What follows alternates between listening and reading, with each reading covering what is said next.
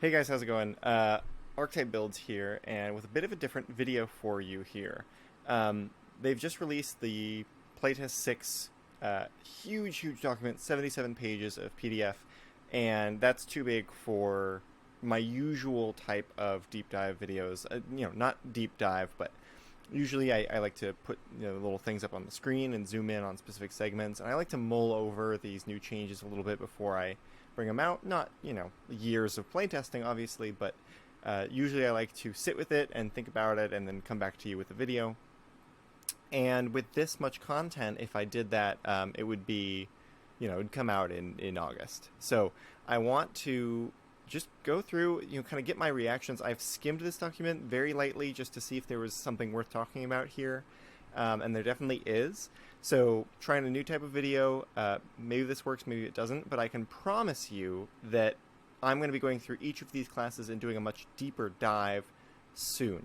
And I'm going to have some guests on the channel. We're going to be talking about these changes. It's going to be a very different kind of experience, really digging into OneD&D.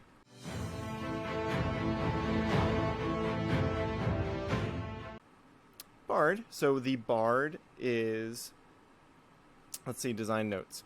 Bardic Inspiration has returned to its 2014 form with the following changes, right? A Bardic Inspiration die is used in response to a failing d20 test. So all this changes is when you roll the die, you used to have to make a judgment call and say, is that too low? Am I going to use a Bardic Inspiration? Is it so low that the Bardic Inspiration won't help? Like, what do I do? And now it's just the DM says you fail that check, and then you go, Bardic Inspiration. I actually, it's a very nitpicky thing with this, but I did like the drama of having to make that choice, and more importantly than that, I dislike the idea that the DM is going to start narrating what failure looks like, and then get cut off mid-sentence by the Bardic Inspiration. But apparently that's closer to what people wanted. They didn't like the reaction use of the Bardic Inspiration. And then importantly, the healing option is gone, which is great. That's what I said in my playtest feedback was you cannot be using Bardic Inspiration to just heal an ally. People are going to do this all the time when people are dead. It's interesting that it says that it's been removed because in playtesting the healing option was encouraging too much usage hoarding, right? So the bard is holding on to these Bardic Inspirations, like, what if I need to heal someone? That's kind of interesting to me, because that wasn't my problem with it at all, but I guess whatever gets them to take it out. This was cool too. So the bard gets to choose their spell list, which is unique, I think, amongst characters. It's a little bit like, in the Warlock now, you can choose between Charisma, Wisdom, and Intelligence for your spellcasting stat, but you're locked into one spell list. Now the Bard kind of has the reciprocal, which is they've got Charisma locked in as their stat, but they get to choose which of these three spell lists. I kind of like that. I think that's very Bard-like. That's fun.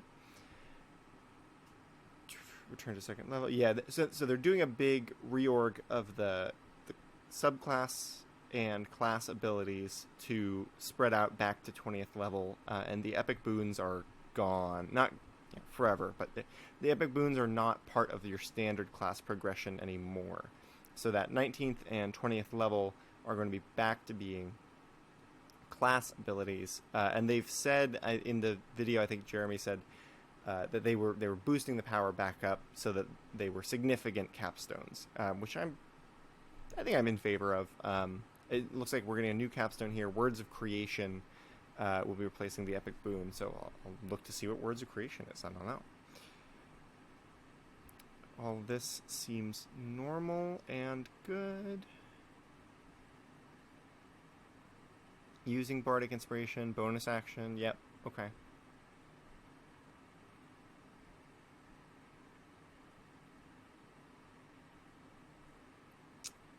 All the same stuff that we are used to.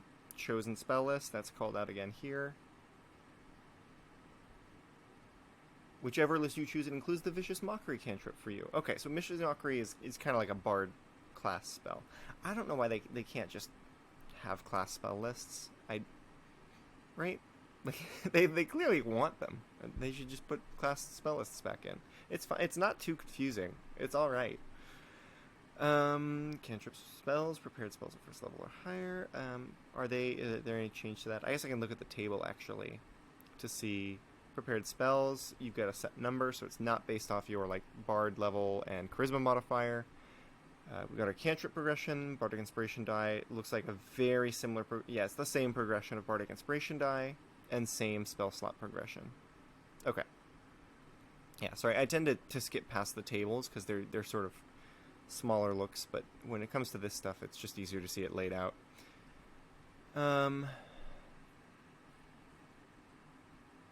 Changing your prepared spells. Whenever you get a bard level, you can replace one spell on the list with others. Interesting. Okay, so they're going back to like how prepared is, right? There was a period of time where prepared was.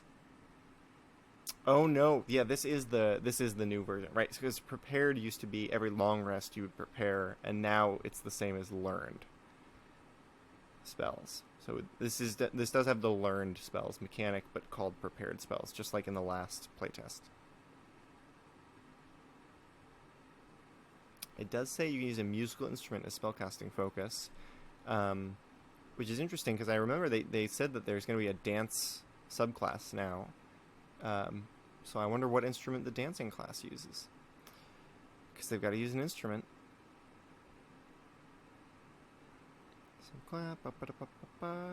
Counter charm. Is counter charm the same thing?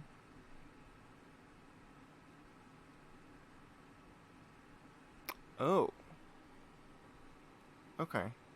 So counter charm fails a saving throw, applies frightened or charmed. You can use your reaction to cause the save to be re-rolled, and the new roll has advantage. Okay. That's all makes sense.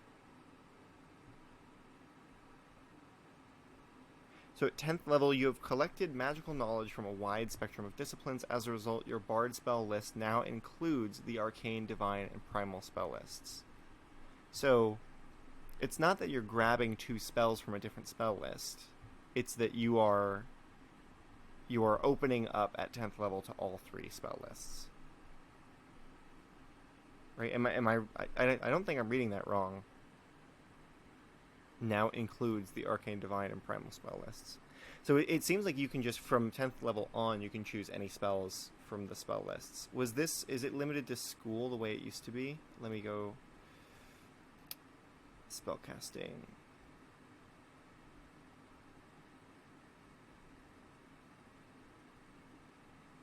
From your bard spell list.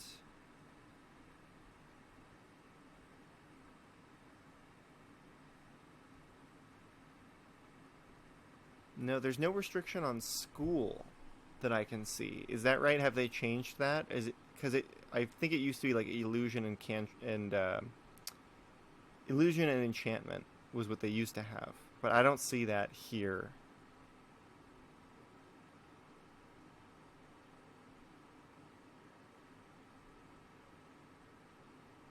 Yeah, I don't see that here. So I think they've gotten rid of that restriction, and now at 10th level, you're getting rid of all those restrictions. Oh, I went too far.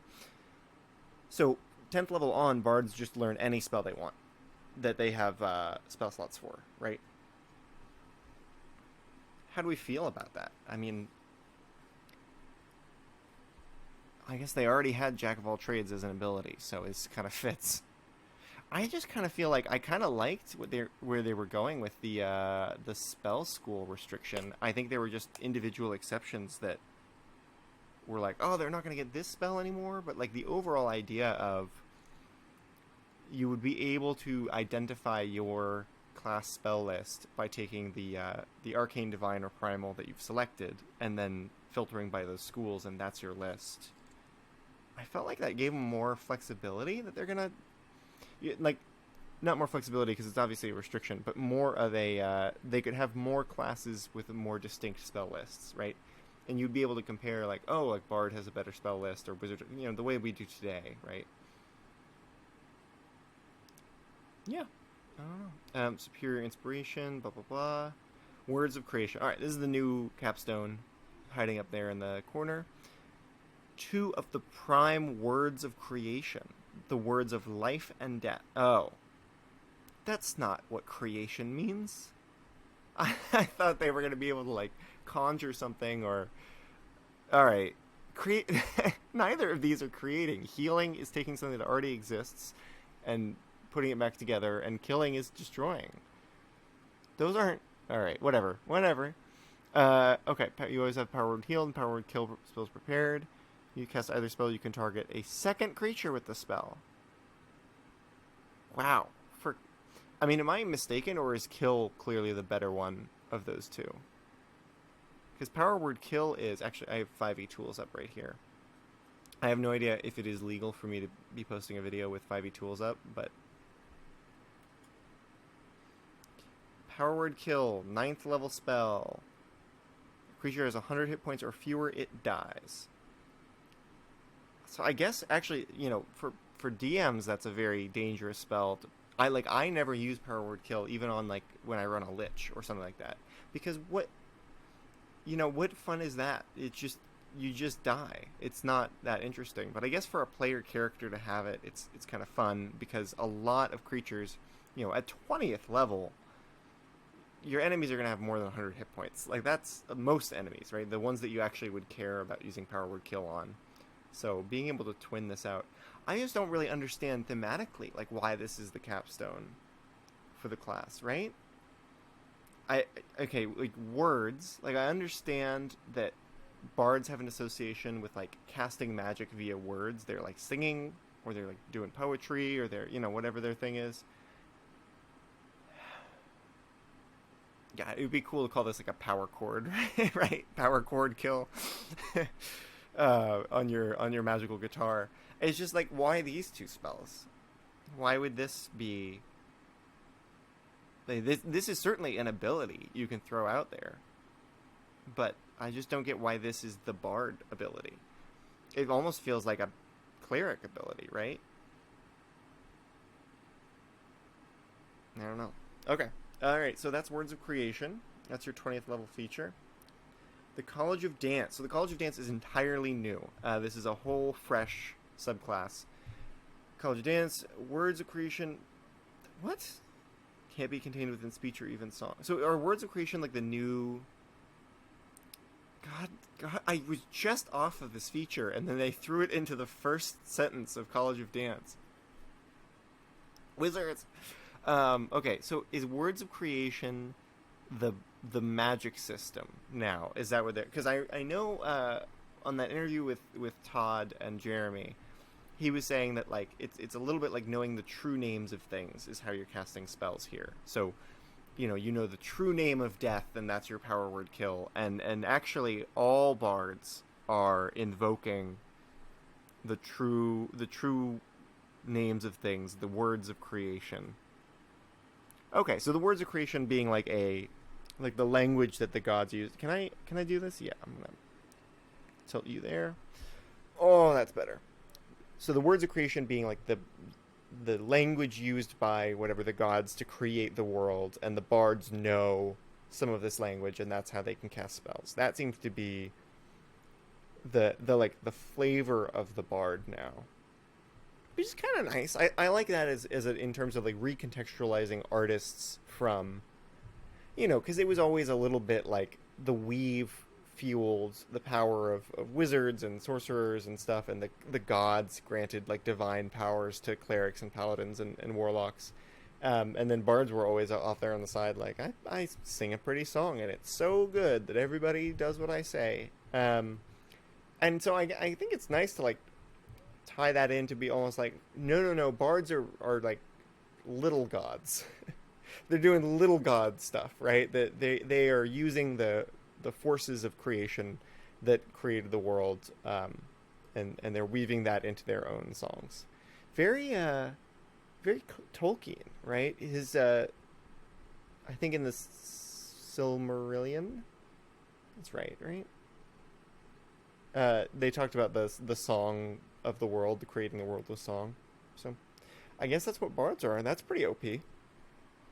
All right, College of Dance. I'm in it now. Can't be contained within speech or even song. They are uttered by the movements of celestial bodies and flow through the motions of even the smallest creatures.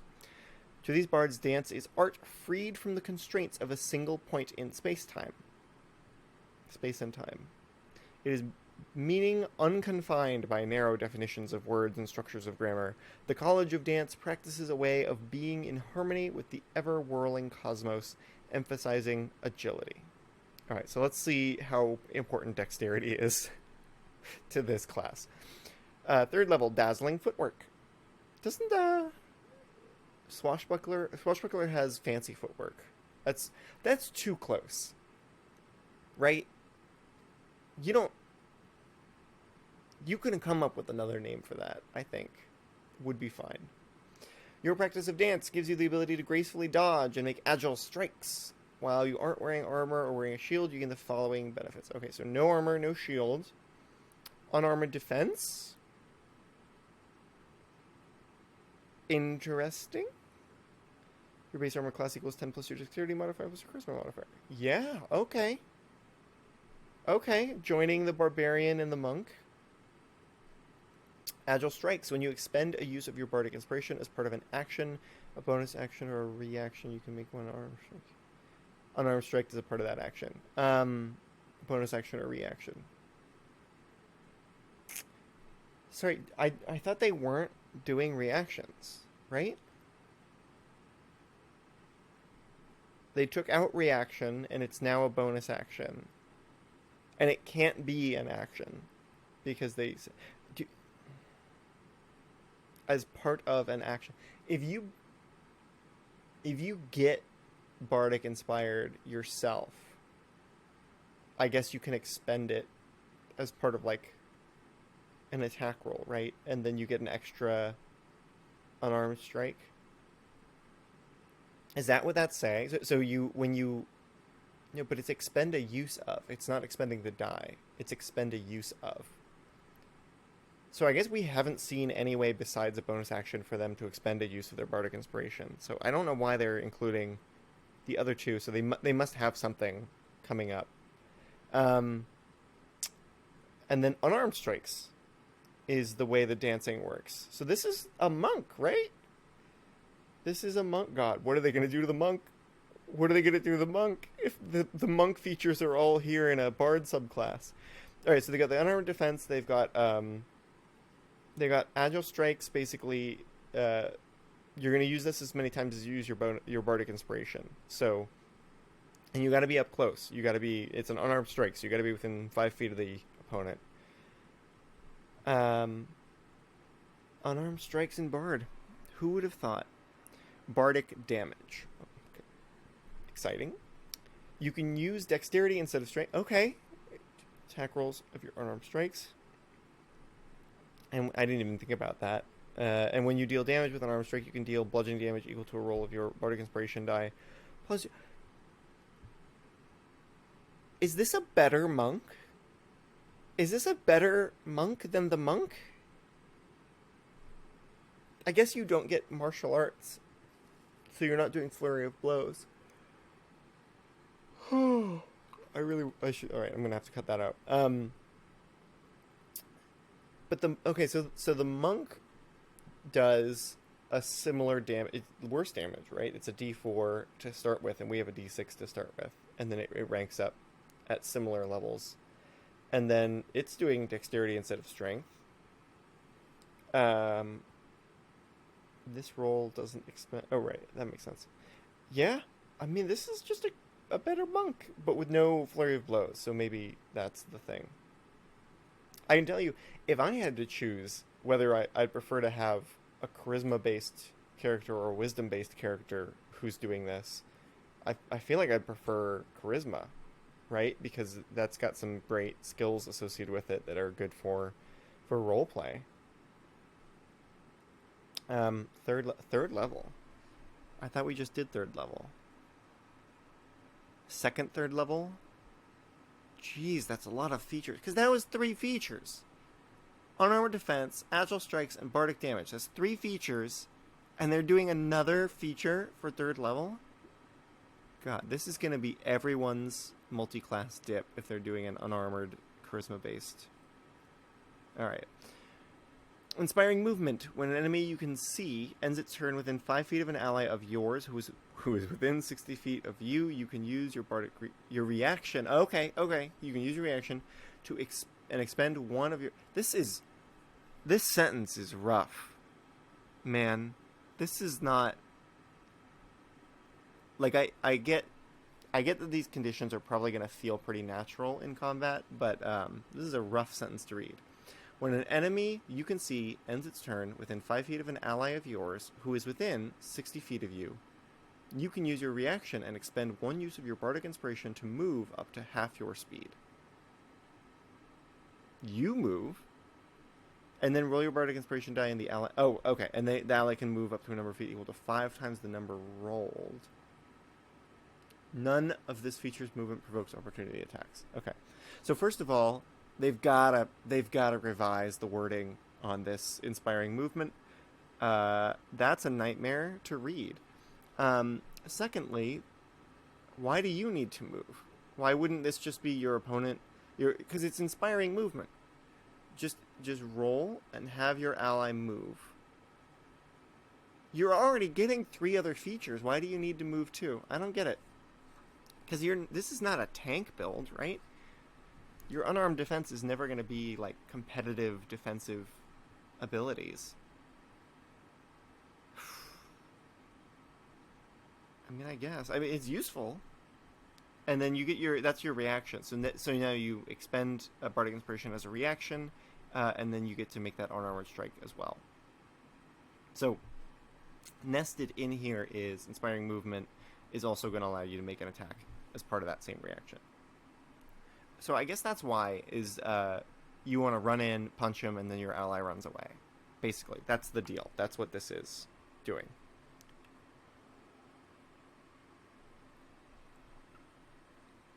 Oh, that's good. Okay. Leading evasion.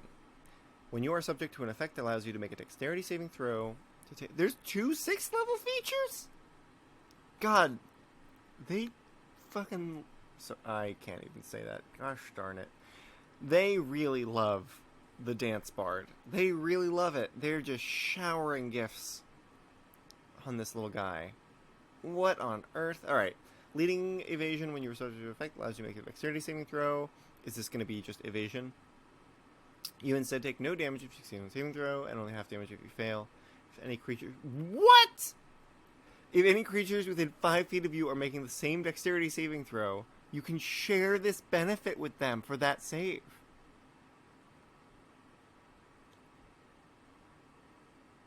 Everybody gets evasion if they're hanging out with the bard. Wow. Well, way to screw over monks and rogues who were gonna be in the melee, and they already had evasion. Wow. Okay. Stepping on people. Why do you need this? Why would you need this? Just make it for themselves. Just make it evasion. And let's see what else they're getting at the same level. Tandem footwork. When you roll initiative, you can spend 1 use of your Bardic... Are they going to get an initiative bonus as well?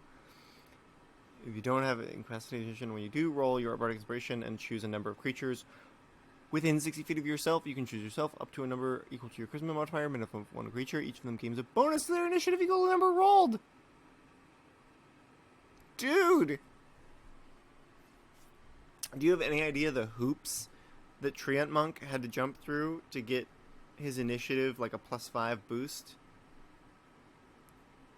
God. That's so good. The whole party probably, right? Up to your Charisma modifier. I mean, like, it's safe to say that, like, most people play in groups of 3, 4, or 5, and that's around what your Charisma modifier will be. So it is just about the whole party gets a boost equal to your... And it's a D8 now. So that's like 4 or 5 on average. Boost to everyone's initiative scores. That's wild!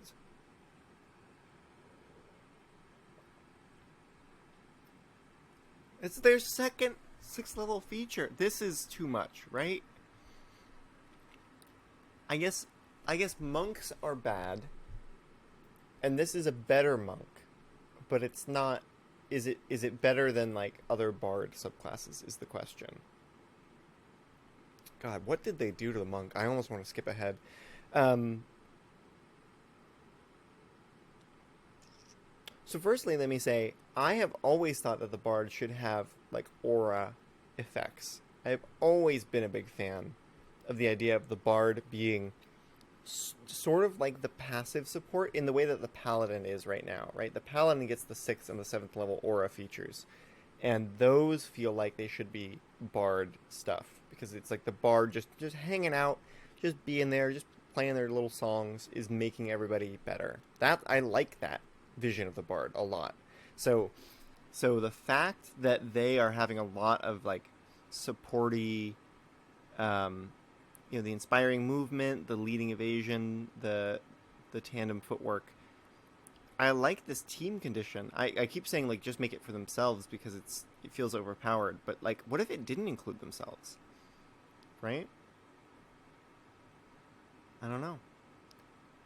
I like that. Is it good overall? Is it good compared to everyone else? I guess you're not wearing armor. You're making unarmed strikes, but they're like monk unarmed strikes. I don't know. I think this is really good. And you've got full spellcasting. What am I talking about? You're a monk. You're a better monk with full spellcasting. Yeah, this is good. This is too good. I forgot that they have full spellcasting. I was literally reading this and I was like, "Oh, you're going to be a little lackluster as a martial combatant." And then I was like, "Oh, that's right. You've got high-level spells." Jeez. Alright, and then 14th level allows irresistible dance. Prepared, you can cast it with that. Oh, wait, that's fun. That's a fun little ribbon thing.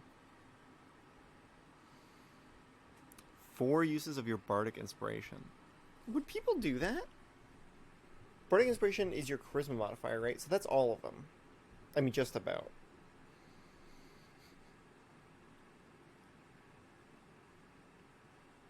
I don't think you would do that. I think it's not that good of a spell. It's not good enough to do.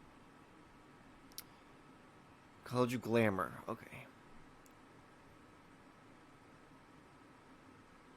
Mantle Inspiration now grants a number of temporary hit points. That's pretty good. That's good, right?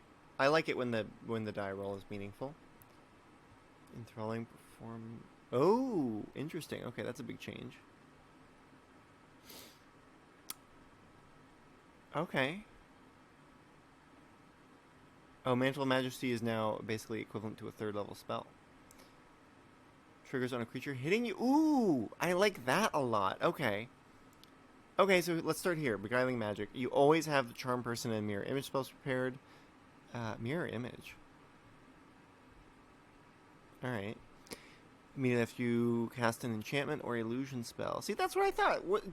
Didn't they used to be limited to enchantment and illusion? I guess that's just a subclass specialty now. Wisdom saving throw against your spell save DC. On a failed save, target has the charmed or frightened condition for 1 minute. So you're like adding on a charm or a frighten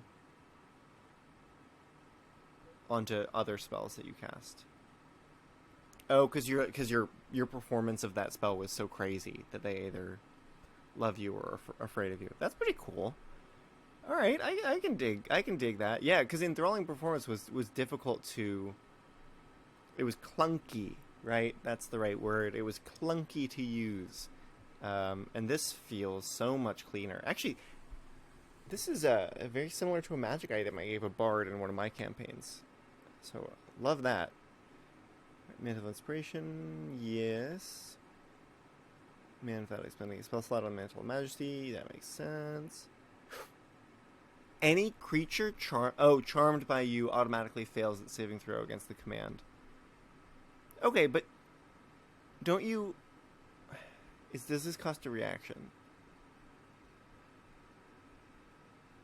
It does not cause a reaction. Immediately after. Okay.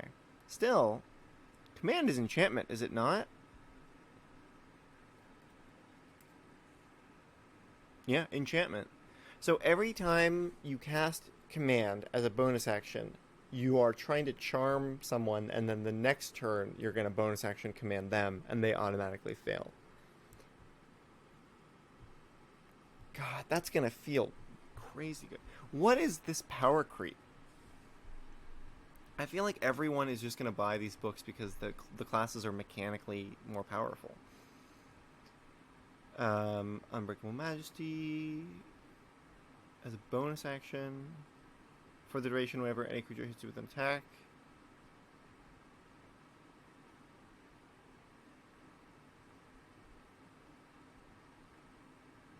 Okay. What was the old one? What was the old Majesty? Pop up a new.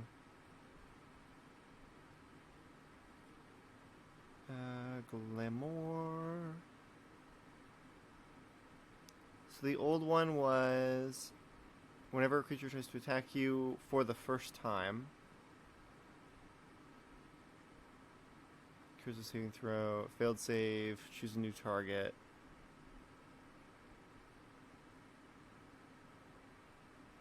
Okay, and then this is...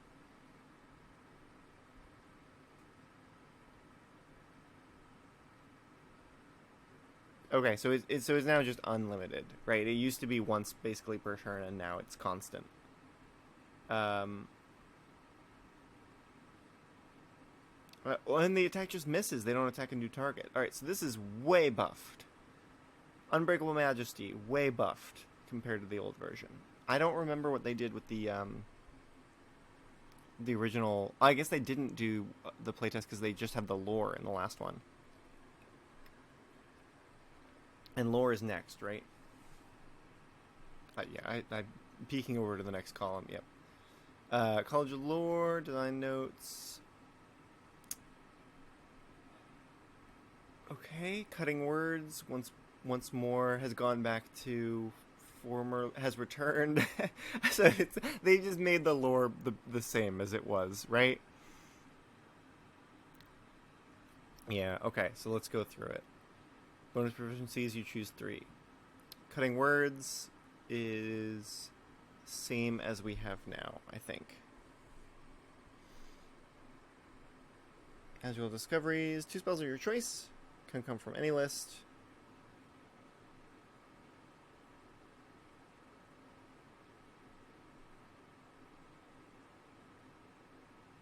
And then you can swap them. Okay.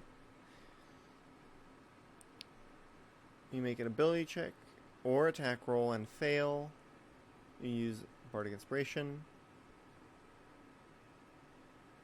Isn't this... Oh, on a failure, the Bardic Inspiration isn't expended. Isn't this just what Bardic Inspiration is, but it's for yourself? Isn't this just you? Okay, that's fine. That's... Yep. Good. College of... How many subclasses are we doing here? That was Dance... Glamour, Lore, and now Valor. That's 4. Are they all going to have 4?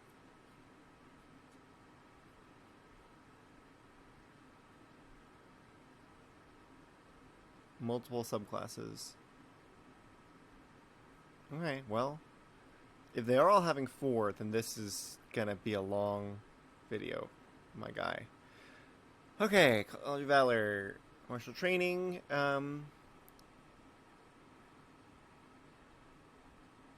Great. Combat Inspiration. The defense option is now triggered by being hit, and the offense option works with attacks of any kind, not just weapon attacks.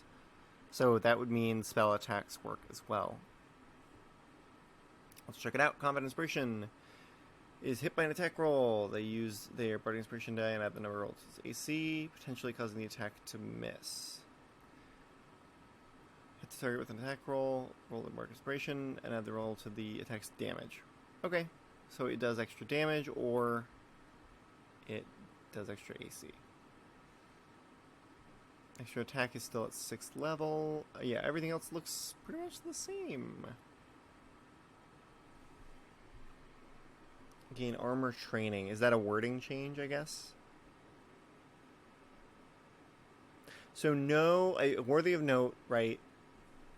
I don't know how much it matters. No weapon mastery on the College of Valor,